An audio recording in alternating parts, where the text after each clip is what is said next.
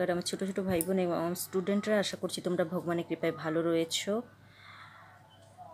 আমার তোমাদের ক্লাস 11 বা 12-এর ফার্স্ট সেমিস্টার এবং থার্ড সেমিস্টার যেটাকে বলা হচ্ছে 12-এর ফার্স্ট সেমিস্টার কিংবা থার্ড সেমিস্টার যেটা রয়েছে, সেখানে তোমাদের কিছু কিছু পাঠ্যসূচিতে চেঞ্জ হয়েছে সংস্কৃতের সিলেবাসে। আমার টোটাল সিলেবাসটা দেওয়া আছে আমার এই চ্যানেলে, তো সেখানে গিয়ে তোমরা পুরো সিলেবাসটা দেখে নিও। আমি শুধু যেটা চেঞ্জ হয়েছে সেটা বলে দিচ্ছি। আগে এখানে আমাদের যে গদ্য সেমিস্টার ছিল, সেই গদ্য সেমিস্টারে ছিল শ্রীমতী, সেই শ্রীমতীর জায়গায় চেঞ্জ হয়েছে রাজবাহন চরিতম, দশকুমার চরিতম এর অংশ বিশেষ যুক্ত হয়েছে গদ্যে রাজবাহন চরিতম। পদ্যে যুক্ত হয়েছে যোগঃ কর্মসু কৌশলম যুক্ত হয়েছে, আর দৃশ্যকাব্যে যুক্ত হয়েছে দুর্বাসসহ অভিশাপহ। এই তিনটে গদ্যতে, পদ্যতে এবং দৃশ্যকাব্যতে চেঞ্জ হয়েছে। মানে টোটাল গদ্য পদ্য দৃশ্যকাব্য যেগুলো ছিল সেগুলো টোটালি চেঞ্জ হয়ে গেছে। আর ব্যাকরণ যা থাকার সব কিছুই রয়েছে, শুধু চেঞ্জ হয়েছে পৌরাণিক লৌকিক সংস্কৃত সাহিত্য যা ছিল সবই রয়েছে। আমার সিলেবাস দেওয়া আছে, পুরনো সিলেবাস, সেটা দেখে নিও। আর একটা চেঞ্জ হয়েছে যেটা হচ্ছে তোমার আর্যভট্ট এবং ব্রহ্মগুপ্ত এখানে এসেছে। আগে ছিল আর্যভট্ট এবং বরাহমিহির, গ্রন্থকার করতে হতো আর্যভট্ট বরাহমিহির, সেখানে শুধু আর্যভট্ট বরাহমিহির বাদ গিয়েছে, ব্রহ্মগুপ্ত করতে হচ্ছে। তাহলে আমাদের সিলেবাসে 3টে জায়গায় চেঞ্জ হয়েছে, 4টা জায়গায়। এক হচ্ছে গ্রন্থাকার হিসেবে বরাহমিহির ছিল, সেখানে ব্রহ্মগুপ্ত করতে হবে। এবং দ্বিতীয় হচ্ছে গদ্য রাজবাহন চরিতম, পদ্য যোগঃ কর্মসু কৌশলম, আর দৃশ্যকাব্য হচ্ছে দুর্বাসসহ অভিশাপ। এই আমাদের করতে হচ্ছে। সিলেবাসের এই 4টা জায়গায় চেঞ্জ হয়েছে। আর না হলে সিলেবাস যা আছে আমার চ্যানেলে দেওয়া আছে, সে সিলেবাসগুলো দেখে নেবে। এবার তোমাদের এই ব্যাকরণ সিলেবাস তোমরা আগে চেয়েছো, তাই ব্যাকরণ সিলেবাস নিয়ে উপস্থিত হয়েছি। তোমাদের প্রত্যয়ে রয়েছে তদ্ধিত প্রত্যয় অন, মতুক, তরপ, ইয়সুন, ইষ্ঠন এবং তমপ। আর নাম ধাতুতে রয়েছে কাম্যচ, কচ এবং কঙ্ক। আর কারক বিভক্ত সমাসে রয়েছে, কারকে রয়েছে কর্তৃকারক, কর্মকারক, করণকারক। আজ আমরা কর্তৃকারক, কর্মকারক এবং করণকারক এবং কারক সম্বন্ধে আমাদের যেটা জানার সেটা আজকে আমরা জেনে নেব আজকের ক্লাসে। তো চলো কথা না বাড়িয়ে আমরা কারক বিভক্তির ক্লাস শুরু করি। তো কারক বিভক্তিতে কি বলেছে, কারক কাকে বলে, বিভক্তি কাকে বলে, এগুলো আমাদের প্রথমে একটু জেনে নেওয়া দরকার। কারক কাকে বলে? ক্রিয়ান্বয়ী কারকম বলেছে। দেখো, ক্রিয়ান্বয়ী কারকম, ক্রিয়ার সাথে যা অন্বিত হয়, ক্রিয়ার সাথে যা অন্বিত হয় বা অন্বয় হয় বা যুক্ত হয় তাকে কারক বলে। ক্রিয়া মানে কি? ক্রিয়া মানে আমরা জানি কাজ, কাজের সাথে যা যুক্ত হয় বা অন্বয় হয় তাকে বলা হচ্ছে কারক। তাহলে ক্রিয়ার সাথে কি যুক্ত হয়? আমরা বললাম যে বালকঃ নৃত্যতি, বালকটি নাচিতেছে। তাহলে বালকটি নাচিতেছে, তাহলে বালকের সঙ্গে তার নাচা যে ক্রিয়া যুক্ত হলো সেটাকেই বলছে, সেই যে যুক্ত হওয়া, একটা কর্তার সঙ্গে একটা যে ক্রিয়া যুক্ত হচ্ছে তাকে বলা হচ্ছে কি না কারক, তাকে বলা হচ্ছে কারক। এবার আমাকে কারক কিভাবে করতে হবে, কিভাবে নির্ণয় করতে হবে, সেটা কোন কারক কোন বিভক্তি, আমাদের পরীক্ষাতে কীরকম আসবে যে কোন কারক কোন বিভক্তি, সেই কারকের সূত্র কি, সেই কারকটাতে কি করে চিনবো আমি যে এটা কোন কারক হবে, এগুলো আমাদেরকে দেখতে হবে। কারকের আর নির্দিষ্ট কিছু নিয়ম যেগুলো তোমাদের না জানলে নয়, তোমরা কারক চিনতে পারবে না, সেই নির্দিষ্ট নিয়মগুলো একটু আমরা দেখে নিই চলো। কারকের পরে যেটা আমাদের জানতে হবে, কারকে যেটা মেন জায়গা সেটা হচ্ছে বিভক্তি কাকে বলে। বিভক্তি কাকে বলে? সংখ্যা কারক বোধয়িত্রী বিভক্তি, সংখ্যা কারক বোধয়িত্রী বিভক্তি, অর্থাৎ যার দ্বারা সংখ্যা এবং কারক লিঙ্গের বোধ জন্মে তাকে বিভক্তি বলে। যেই শব্দে যেই জায়গাটার দ্বারা আমরা সংখ্যা বুঝতে পারবো, মানে কটা একটা বাক্যের মধ্যে যে শব্দটা রয়েছে সেই শব্দটাতে কটা সংখ্যা বোঝাচ্ছে, কজনকে বোঝাচ্ছে, কোন কারক বোঝাচ্ছে, কোন লিঙ্গ বোঝাচ্ছে, এইটার জ্ঞান যে যে দিয়ে থাকে আমাদের তাকে বলা হচ্ছে কি না, তাকে বলা হচ্ছে বিভক্তি। তাহলে বিভক্তি আমরা যদি সঠিকভাবে না চিহ্নিত করতে পারি তাহলে আমরা লিঙ্গও বুঝতে পারবো না এবং কারকও বুঝতে পারবো না, আর কটা রয়েছে সেই সংখ্যাটাও বুঝতে পারবো না। তাহলে কারকের ক্ষেত্রে বিভক্তি একটা গুরুত্বপূর্ণ অংশ। এবার বিভক্তি আমাদের কটা আছে আমরা জানি সবাই, আমরা যেটা ফার্স্ট সেমিস্টারে দেখে এসেছি শব্দরূপ ধাতুরূপ, সেখানে শব্দরূপে আমরা দেখেছি বিভক্তি কটা না, 7টা বিভক্তি। কি কি 7টা বিভক্তি? প্রথমা, দ্বিতীয়া, তৃতীয়া, চতুর্থী, পঞ্চমী, ষষ্ঠী এবং সপ্তমী। প্রথমা, এত বাতাস দিচ্ছে কিচ্ছু করা যাচ্ছে না। প্রথমা, দ্বিতীয়া, তৃতীয়া, চতুর্থী, পঞ্চমী, ষষ্ঠী এবং সপ্তমী, এই হচ্ছে আমাদের বিভক্তি, এই হচ্ছে 7টা বিভক্তি আমাদের। এবার 7টা বিভক্তির পর আমাদের জেনে নেওয়া দরকার যে কারক কাকে বলে এবং কারক কয় প্রকার। আমরা জানি কারক কয় প্রকার না, কারক হচ্ছে 6 প্রকার। কি কি কারক 6 প্রকার? কর্তৃকারক, কর্মকারক, করণকারক, সম্প্রদান কারক, অপাদান কারক এবং অধিকরণ কারক। কর্তৃকারক, কর্মকারক, করণকারক, সম্প্রদান কারক, অপাদান কারক এবং অধিকরণ কারক, এই হচ্ছে আমাদের 6টা কারক। এবার আমরা তো জানলাম যে কারক কয় প্রকার ও কী কী। এই কারক জানতে গেলে আমাদের একটা বেসিক নলেজ থাকা দরকার, আর যেটার দ্বারা আমরা কারককে নির্ধারণ করতে পারবো সেটা আমি তোমাদের সামনে তুলে এনেছি যাতে তোমাদের পড়ার সুবিধা হয়। দেখো কি, এটা আমাদেরকে মনে রাখতে হবে। এ হাফে আমাদের কিছুটা কারক রয়েছে এবং 4th সেমিস্টারে আমাদের কিছুটা কারক রয়েছে, তার জন্য এগুলো আমাদের প্রথম বেসিক নলেজগুলো জেনে রাখা দরকার। কর্তৃবাচ্যে কর্তায় প্রথমা বিভক্তি হয়, অর্থাৎ কর্তৃকারকে প্রথমা বিভক্তি, কর্মকারকে দ্বিতীয়া বিভক্তি, করণকারকে তৃতীয়া বিভক্তি, সম্প্রদান কারকে চতুর্থী বিভক্তি, অপাদান কারকে পঞ্চমী বিভক্তি এবং সম্বন্ধ পদে ষষ্ঠী বিভক্তি, অধিকরণ কারকে সপ্তমী বিভক্তি এবং সম্বোধনে প্রথমা বিভক্তি হয়। এটা তোমাদেরকে জেনে রাখতে হবে। টোটাল আমাদের 6টা যে কারক রয়েছে, সেই 6টা কারকে কোন বিভক্তি হয় এটা যদি আমরা মনে রাখতে পারি তাহলে আমরা কারকের অর্ধেকটা শিখে গেলাম। কীরকম? কর্তৃকারকে প্রথমা বিভক্তি, কর্মকারকে দ্বিতীয়া বিভক্তি, মানে এর বাইরে হয় না। কর্তৃকারক তো প্রথমা বিভক্তিই হবে, কর্মকারক তো দ্বিতীয়া বিভক্তিই হবে, করণকারক তো তৃতীয়া বিভক্তিই হবে, সম্প্রদান কারক তো চতুর্থী বিভক্তিই হবে, অপাদান কারক তো পঞ্চমী বিভক্তিই হবে, সম্বন্ধ পদে ষষ্ঠী বিভক্তি হবে, অধিকরণ কারকে সপ্তমী বিভক্তি হবে।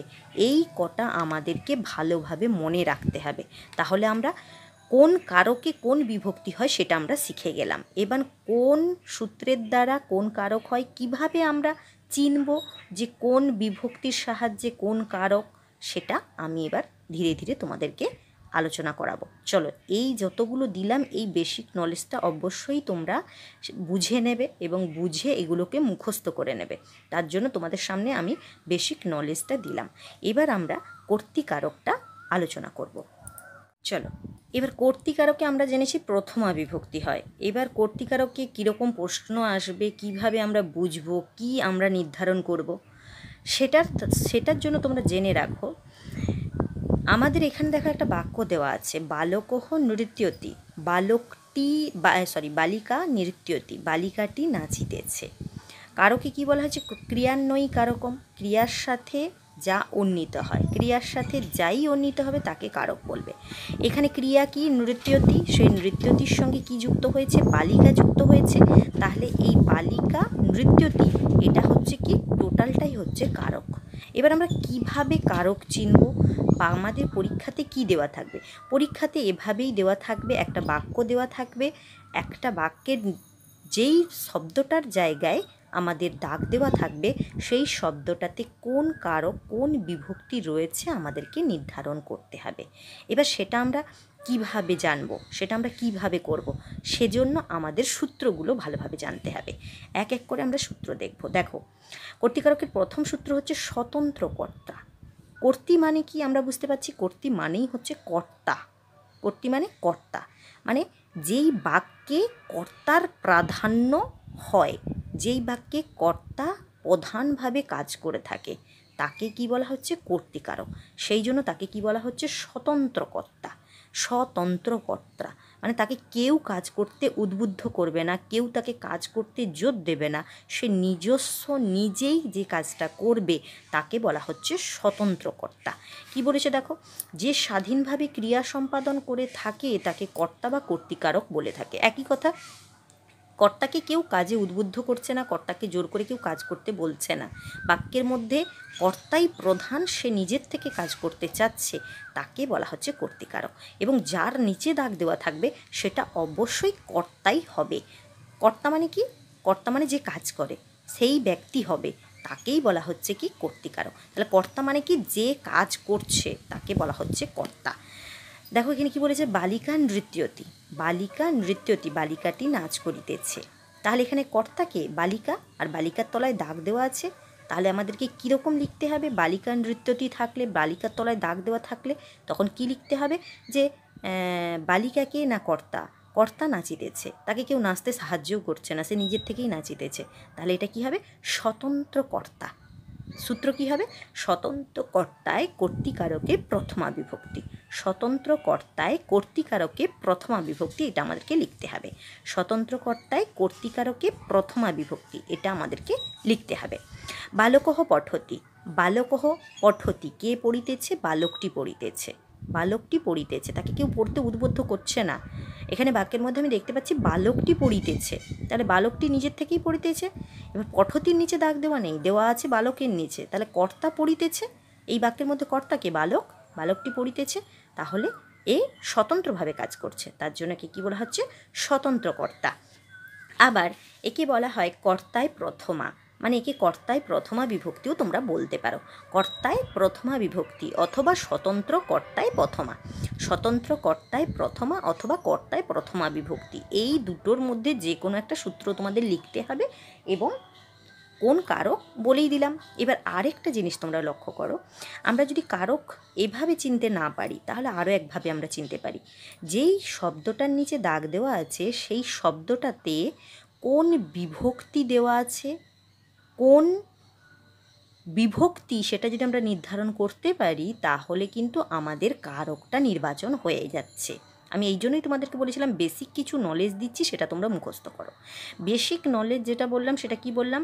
একটা নির্দিষ্ট বিভক্তিতে নির্দিষ্ট কারক হয়, সেই নির্দিষ্ট বিভক্তি যদি আমি নির্দিষ্ট কারকের জন্য মুখস্থ করে নিতে পারি, তাহলে আমি যদি এখানে কারকটাই নির্ধারণ করতে পারি, মানে বিভক্তিটা নির্ধারণ করতে পারি, তাহলে আমার কারক নির্ধারণ হয়ে যাচ্ছে।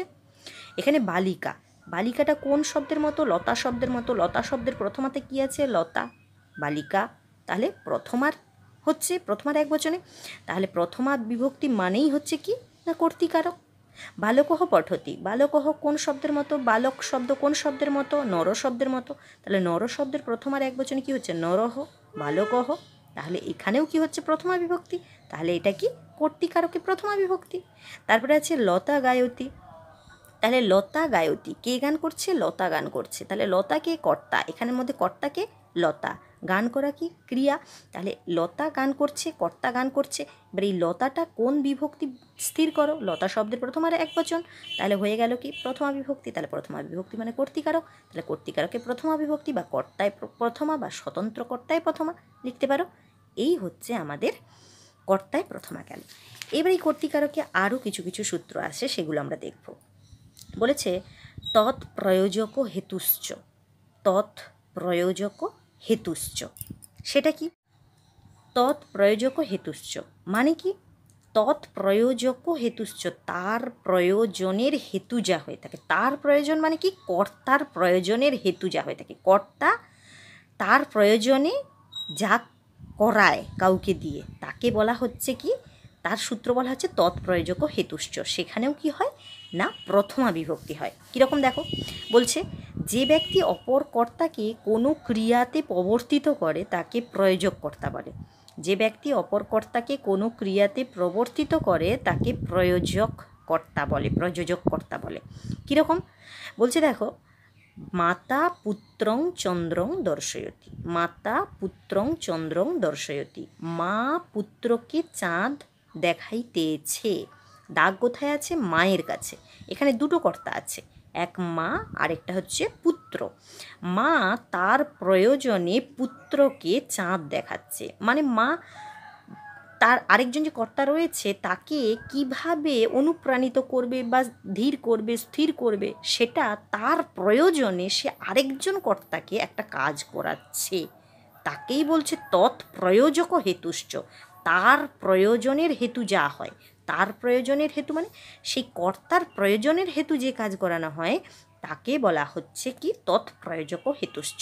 তাহলে মাতা পুত্রকে চাঁদ দেখাইতেছে, এখানে মাতার তলায় দাগ দেওয়া আছে। এবার মাতা শব্দ কোন শব্দের মতো? মাতৃ শব্দের প্রথমাতে আছে মাতা, তাহলে এখানেও হচ্ছে প্রথমা বিভক্তি। তাহলে বিভক্তি স্থির করলাম, বিভক্তি স্থির করলে তাহলে কর্তৃকারকে প্রথমা। এবার এটা কর্তৃকারকে প্রথমা লেখা যাবে না সূত্র, কারণ বুঝতে হবে তোমাকে বাক্যের মধ্যে দুটো কর্তা রয়েছে।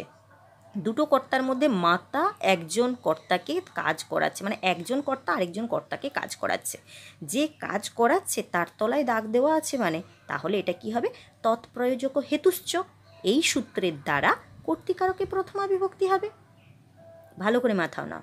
যদি এখানে পুত্রঙ্গের তলায় দাগ থাকতো তাহলে এখানে কিন্তু কর্মকারক হয়ে যেত, কিন্তু এখানে আছে মাতার তলায় দাগ, তার জন্য এটা কি? এটা হচ্ছে প্রথমা বিভক্তি এবং সেটা হচ্ছে তৎপ্রয়োজকে হেতুশ্চ, মানে কর্তা তার প্রয়োজনে যা কাজ করাচ্ছে তাকে বলছে তৎপ্রয়োজক হেতুশ্চ। তাহলে এখানে কি হচ্ছে? তৎপ্রয়োজক হেতুশ্চ এই সূত্রের যোগে কর্তৃকারকে প্রথমা বিভক্তি আমাদেরকে লিখতে হবে। তৎপ্রয়োজক হেতুশ্চ এই সূত্রানুসারে কর্তৃকারকে প্রথমা বিভক্তি। এই হলো আমাদের দ্বিতীয় সূত্র। তৃতীয় সূত্রে কি বলেছে আমরা দেখব। তৃতীয় সূত্রে বলেছে প্রাতিপদিকার্থে প্রথমা। প্রাতিপদিকার্থে প্রথমা, অথবা বলতে পারি অভিধেয় মাত্রে প্রথমা। প্রাতিপদিকার্থে প্রথমা অথবা বলতে পারি অভিধেয় মাত্রে প্রথমা। কীরকম প্রাতিপদিক মানে কি? প্রাতিপাদিক হলো একটা শব্দ, যেই শব্দটা ধাতু বা ক্রিয়াপদ নয় অথচ যার অর্থ আছে। যে শব্দ ধাতুও নয় ক্রিয়া নয়। ধাতু মানে কি?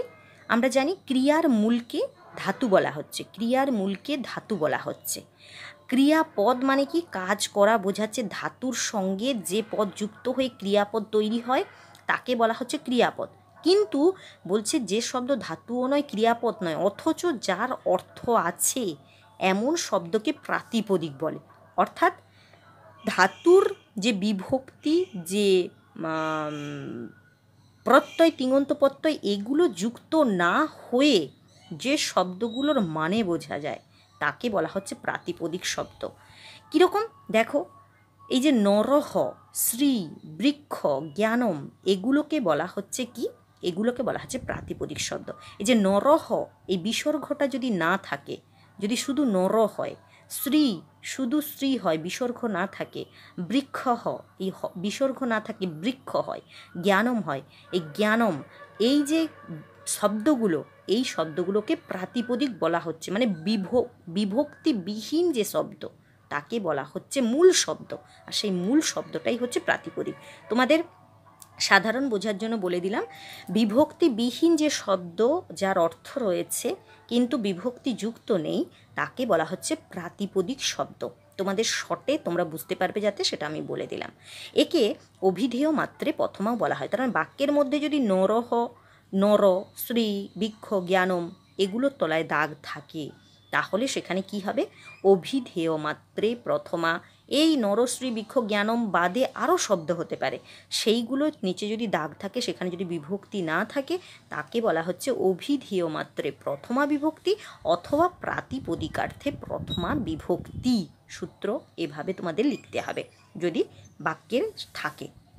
এবার চতুর্থ নম্বর সূত্র, যদি না বুঝতে পারো আমাকে কমেন্ট করে বলবে, আমি আরও ভালোভাবে যদি বোঝাতে পারি তো বোঝাবো। যেভাবে বোঝাচ্ছি আশা করি তোমরা ভিডিও স্টপ করে করে বারবার দেখলে বুঝতে পারবে। এবার চলো পরের সূত্র কি। কর্তায় প্রথমা বিভক্তি যেটা, সেটাই বলেই দিলাম আগে, যে কর্তায় প্রথমা বিভক্তি যেটা বলা হচ্ছে সেটা সেই রকমই হবে, স্বতন্ত্র কর্তায় প্রথমা বিভক্তি কিংবা কর্তায় প্রথমা বলতে পারো। সেখানে একই কথা, বালিকা নৃত্যতি, বালকহ পঠতি ইত্যাদি ইত্যাদি থাকবে। এবার বলছে উক্ত কর্মে প্রথমা বিভক্তি। উক্ত কর্মে প্রথমা একটা সূত্র, কার না? কর্তৃকারকের সূত্র। কর্মবাচ্যে কর্মকারকে প্রথমা বিভক্তি হয়। কর্মবাচ্যে কর্মকারকে প্রথমা বিভক্তি হয়। আমরা কি জেনেছি একটু আগে? কর্মকারকে দ্বিতীয়া বিভক্তি হয়, কর্মকারকে দ্বিতীয়া বিভক্তি হয়। কিন্তু এখানে কি বলছে? কর্মবাচ্যে কর্মকারকে প্রথমা বিভক্তি হয়। মানেটা কি আমাদের জানা দরকার। সেটা কি? উক্ত কর্মে প্রথমা মানে যদি কোনো কাজকে বলা হয় বা কোনো কাজকে কোনো কিছুর দ্বারা মানে প্রধান হিসেবে কোনো কাজকে দেখানো হয়, তখন তাকে বলা হচ্ছে কি কর্মবাচ্যে কর্মকারক হলেও সেটা প্রথমা বিভক্তি হবে। কীরকম দেখো, বালকেন চন্দ্রঃ দৃশ্যতে, বালক এখানে যদি বলতো বালকঃ চন্দ্র দৃশ্যতে, চন্দ্রং দৃশ্যতে, তাহলে সেটা কি হতো, সেটা কর্তৃকারকে প্রথমা বিভক্তি অথবা স্বতন্ত্র কর্তায় প্রথমা বিভক্তি হতো। কিন্তু এখানে কি বলেছে, বালকেন চন্দ্র দৃশ্যতে, বালকটির দ্বারা চাঁদটি দেখা হয়েছে। বাক্যটার মানেটা দেখো, কারক ক্ষেত্রে মানেটা কিন্তু মাস্ট, কারকের ক্ষেত্রে আমাদের লেখা হচ্ছে না, কারকের ক্ষেত্রে আমাদের মানেটা হচ্ছে মাস্ট, সেখানে আমাদেরকে মানে বুঝতে হবে। কি বলছে দেখো, বালকেন চন্দ্র দৃশ্যতে, বালকটির দ্বারা চাঁদটি দেখা হইতেছে। তাহলে বালক নিজে চাঁদ দেখছে না, তার দ্বারা দেখা হইতেছে বলা হচ্ছে। তার মানে কর্মটাকে এখানে উক্ত করা হচ্ছে, বলা হচ্ছে, দেখানো হচ্ছে। তার জন্য এটা কি হচ্ছে, সূত্র কি হচ্ছে না উক্ত কর্মে প্রথমা হচ্ছে, সূত্রটা হচ্ছে উক্ত কর্মে প্রথমা। আর এখানে বালকেন যে দেওয়া আছে, সেই বালকের দ্বারা দেখা হচ্ছে, তাই প্রথমা বিভক্তি। এখানে চন্দ্র, এই চন্দ্রটাই কিন্তু এখানে কি এই দাগ দেওয়া থাকবে কোথায়, এখানে বালকেনতে দাগ দেওয়া থাকবে না, এখানে চন্দ্রের তলায় দাগ দেওয়া থাকবে।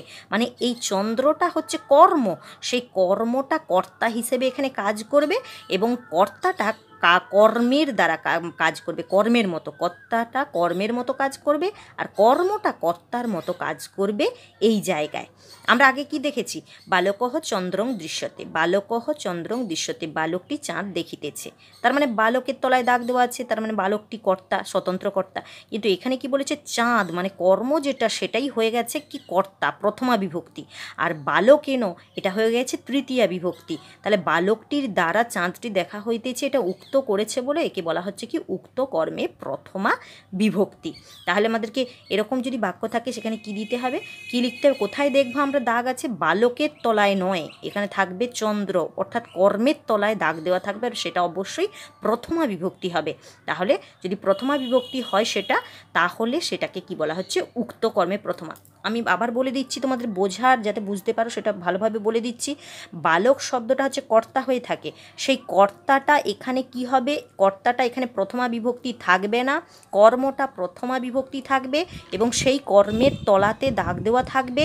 এই রকম যদি বাক্য থাকে তাহলে সেখানে হবে উক্ত কর্মে প্রথমা বিভক্তি, তাহলে সেখানে হবে উক্ত কর্মে প্রথমা বিভক্তি। মাথায় ভালো করে বসিয়ে নাও যেটা বললাম, তাহলে পরীক্ষাতে কখনো ভুল হবে না।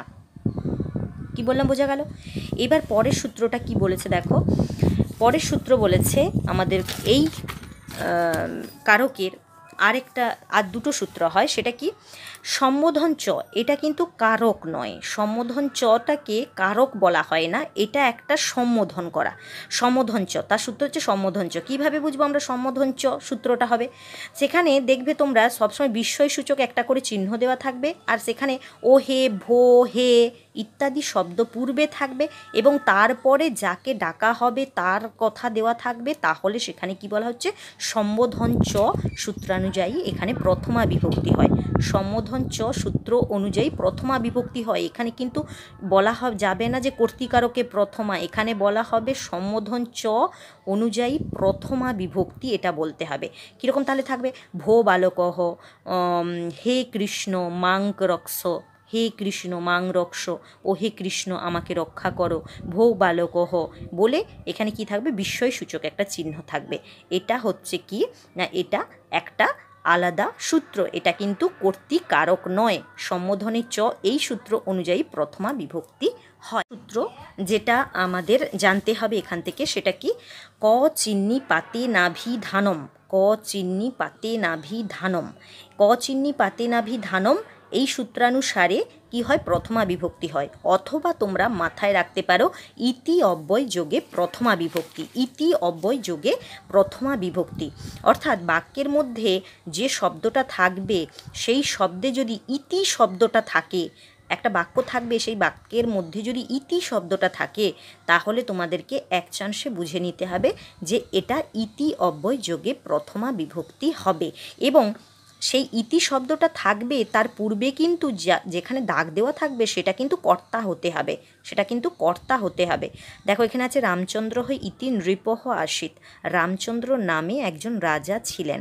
তাহলে রামচন্দ্র যার তলায় দাগ দেওয়া আছে রামচন্দ্র নরহ শব্দের মতো প্রথম আর এক বচন, তাহলে দাগ দেওয়া আছে কোন কোন কার কাছে? রামচন্দ্রর কাছে। আর সেটা অবশ্যই প্রথমার বিভক্তি হচ্ছে, আর প্রথমা বিভক্তি হওয়ার পরেই যদি ইতি শব্দ থাকে তখন তাকে বলা হচ্ছে ইতি অব্যয় যোগে প্রথমা। ইতি একটা কি? ইতি একটা অব্যয়, তাহলে সেখানে সূত্র কি হচ্ছে? ইতি অব্যয় যোগে প্রথমা। দেখো কর্ণহ ইতি নৃপহ আসিত, তাহলে কর্ণহ যেটা আছে সেটা কি? নর শব্দের মতো প্রথমা বিভক্তি, প্রথমা বিভক্তির পরে কর্তার পরেই যদি ইতি শব্দ থাকে তাহলে তাকে বলা হচ্ছে ইতি অব্যয় যোগে প্রথমা বিভক্তি। এই ছিল আমাদের প্রথমা বিভক্তি এবং কর্তৃকারকের যেই সূত্রগুলো আমাদের পরীক্ষাতে পড়ে বা আসে, এই ছিল আমাদের কর্তৃকারকের সূত্র। এরপর আমরা কর্মকারক এবং করণকারক পরের দিন নিয়ে আসবো, না হলে এই ভিডিওগুলো অনেকটাই করে বড় হয়ে যাবে, তাই আমি বড় করতে চাচ্ছি না। আজকে এখানেই থাক, আমি এই সপ্তাহের মধ্যে আরেকটা ভিডিওতে তোমাদের কর্মকারক এবং করণকারক এই দুটো নিয়ে উপস্থিত হব। যতক্ষণ না নতুন ভিডিও নিয়ে ফিরে আসছি ততক্ষণ পর্যন্ত সবাই ভালো থাকবে, সুস্থ থাকবে। ধন্যবাদ।